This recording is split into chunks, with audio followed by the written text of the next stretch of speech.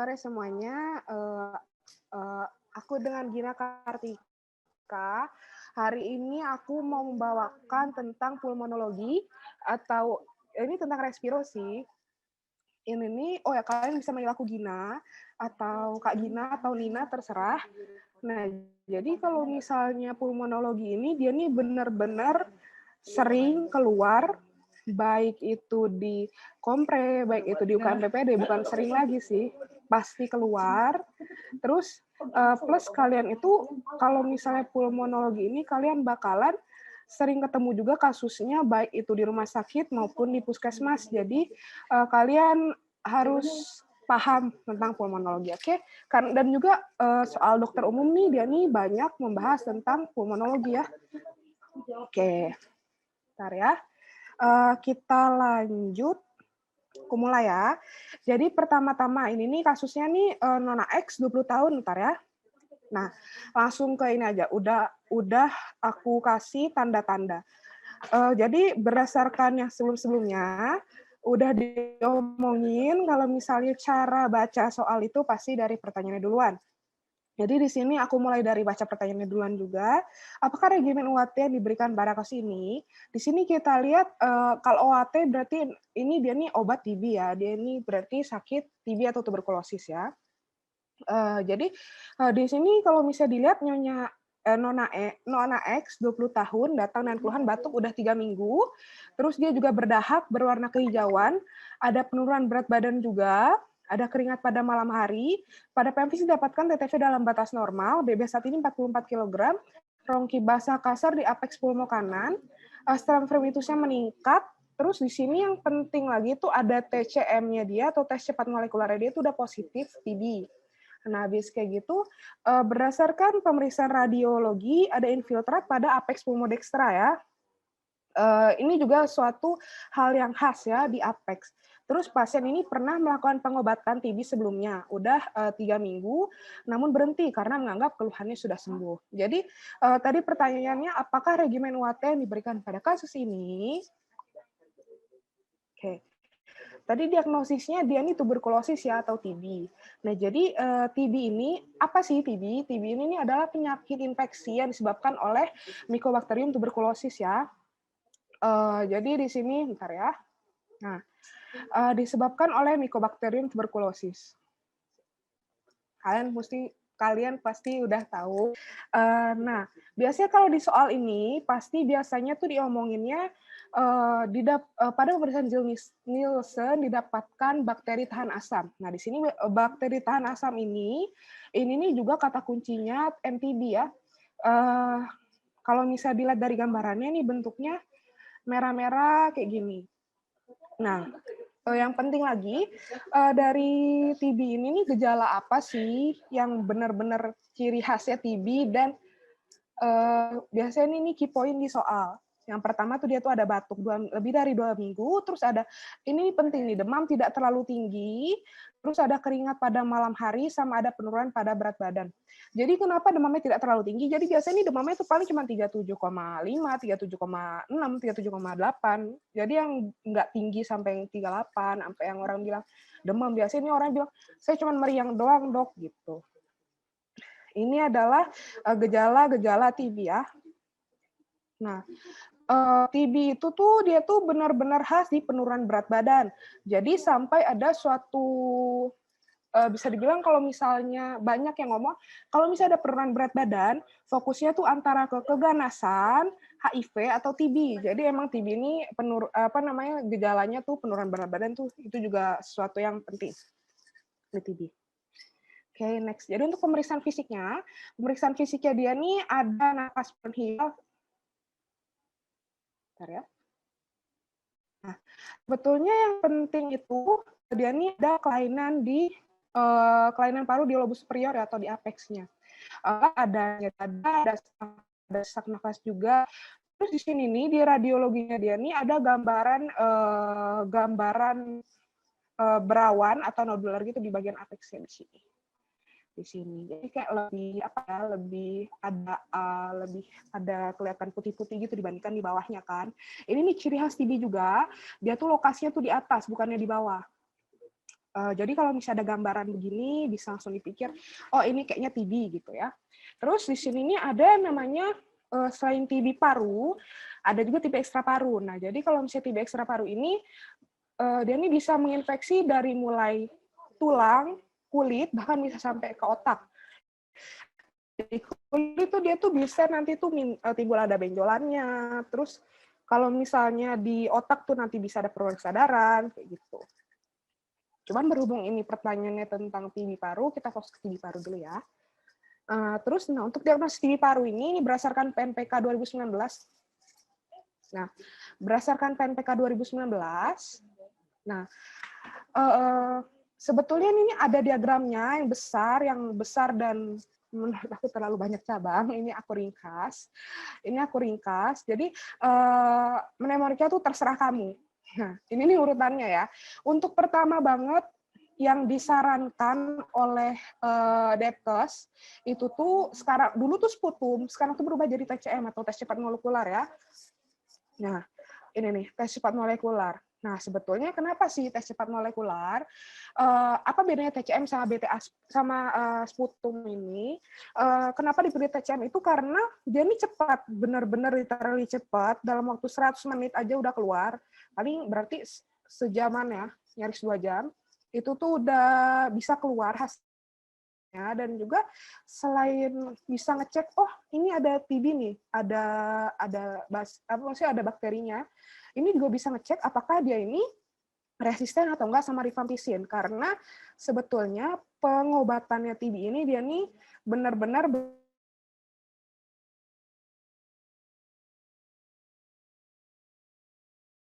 kalau misalnya sampai dia nih resisten rifampicin, bakalan susah orangnya ya. Jadi pakai obat penggantinya.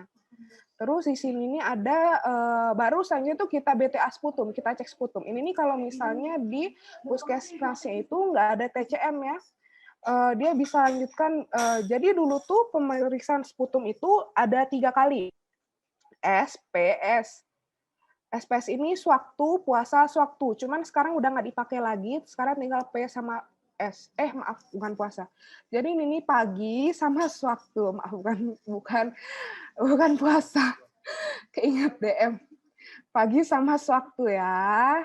Jadi ini pagi ini dia ke biasanya pasiennya nih dibekalin dari puskesmas buat ngasih tubnya itu, tub tertutup. Ibu ini pagi-pagi sebelum makan, pokoknya baru bangun pagi, keluarin dahaknya, masukin ke sini ya. Nah, itu pagi sama sewaktu ketika biasanya pas pasiennya tuh di puskesmas. Dia langsung dikasih, "Ibu ini langsung dikeluarin aja dahaknya, taruh di sini, nah nanti kita periksa." Itu ya. Nah, dari BTA ini harus ditemukan minimal 1 positif. Oke? Nggak perlu dua-duanya positif, 1 positif aja udah bisa dibilang kalau misalnya dia tuh TB.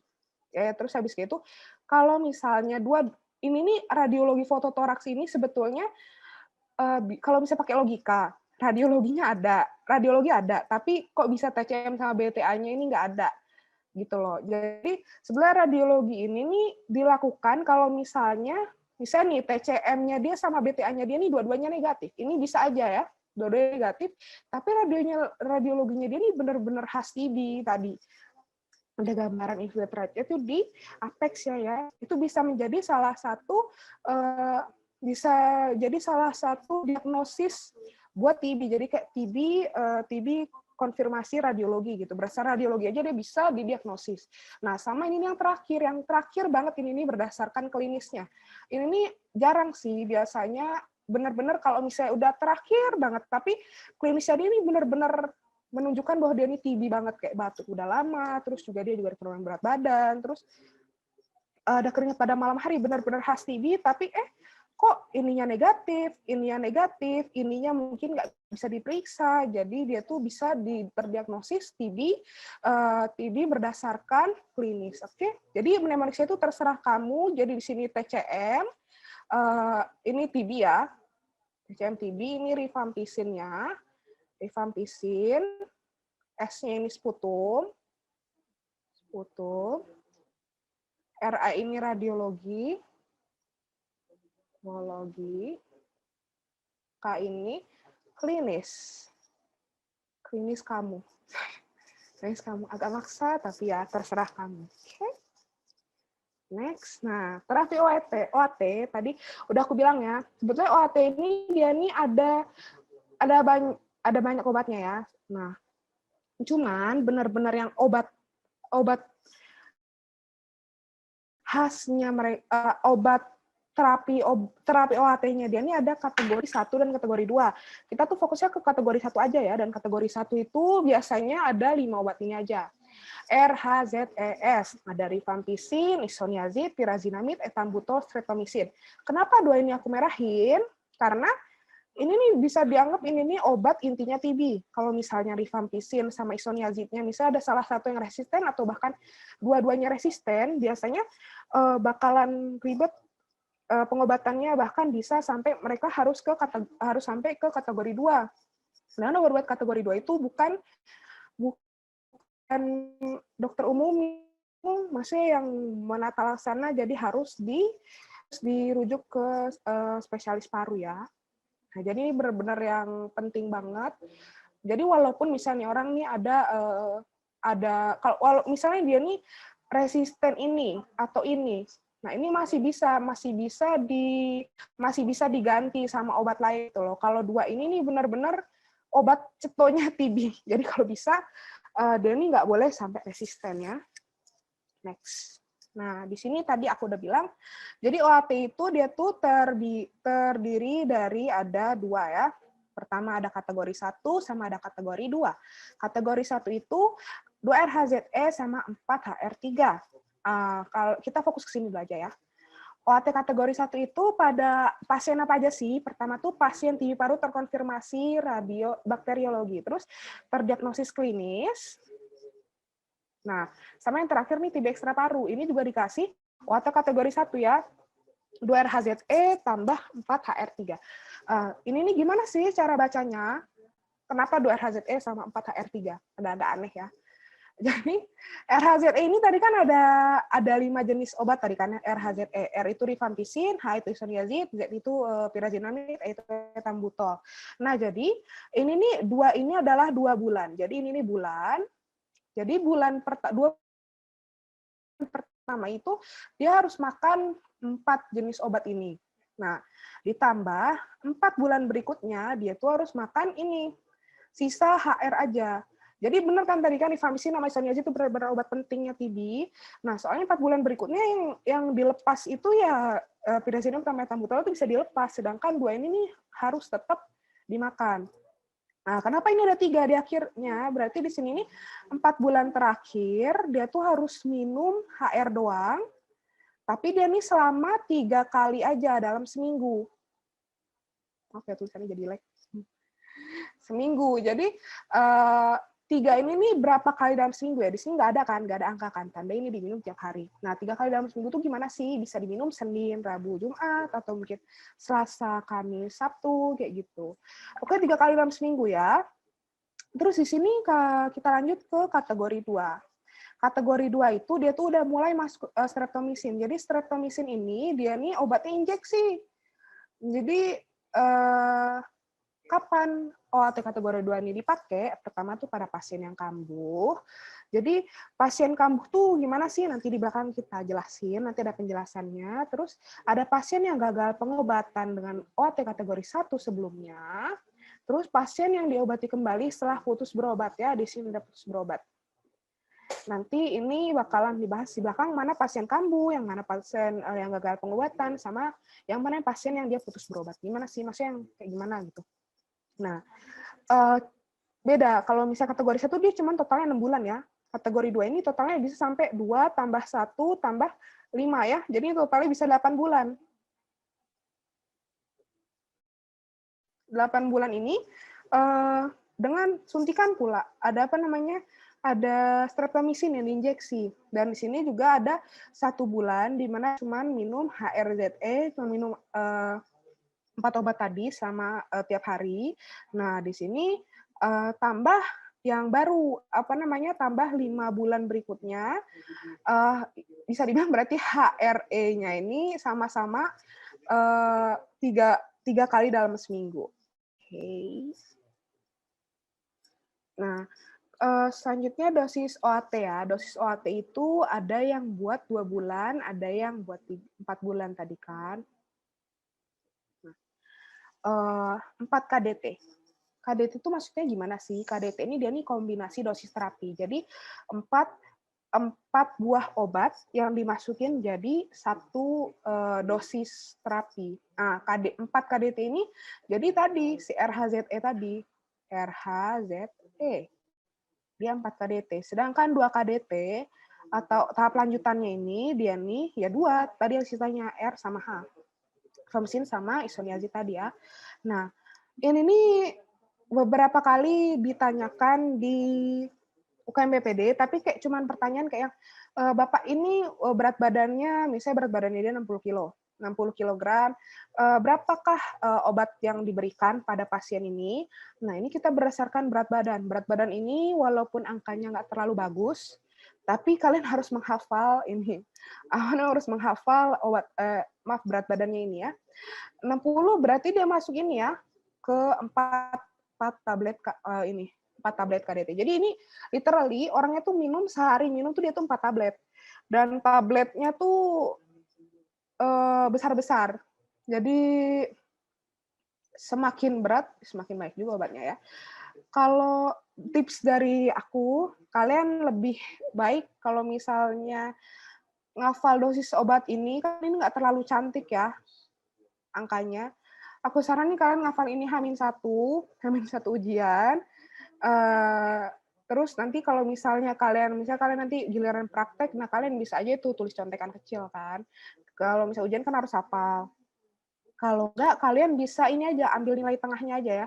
Nilai tengahnya dia tuh 38 sama 54. Anggapnya 38 sama 54 ya. Jadi di bawah 38 itu dia tuh 2 tablet. Ini yang 3 tablet aja ya.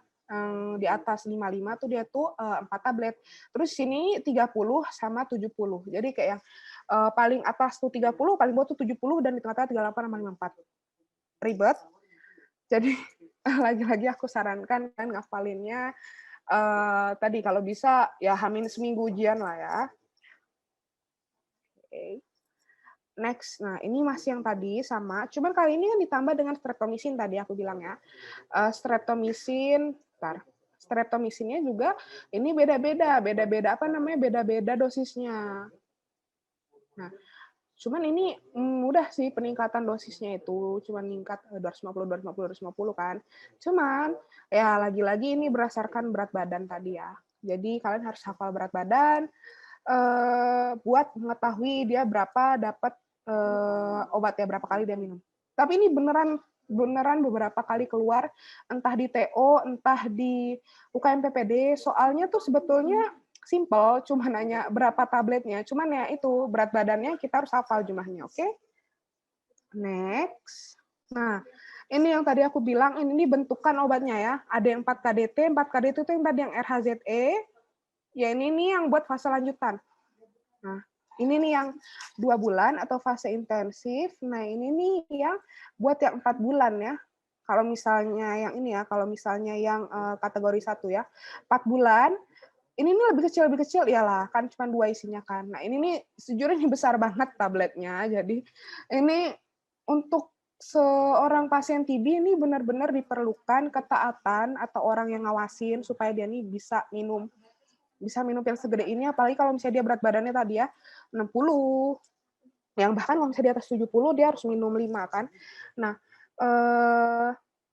ini aku kasih tahu gambarnya aja, kalian soalnya bakalan nemuin ini di puskesmas, nanti bentukannya begini ya.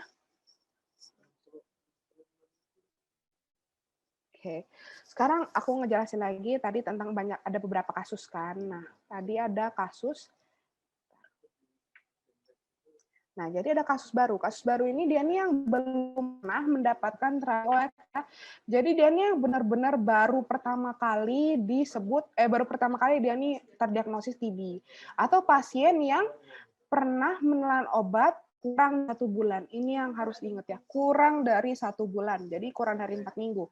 Pada pasien kita tadi, kasus kita tadi tuh dia tuh 3 minggu. 3 minggu. Oke. 3 minggu tuh berarti masih kurang dari 1 bulan dong. Nah, ini berarti dia masih hitungannya kasus baru TB. Terus kita lanjutin ke di sini ada kasus kambuh atau kasus relapse.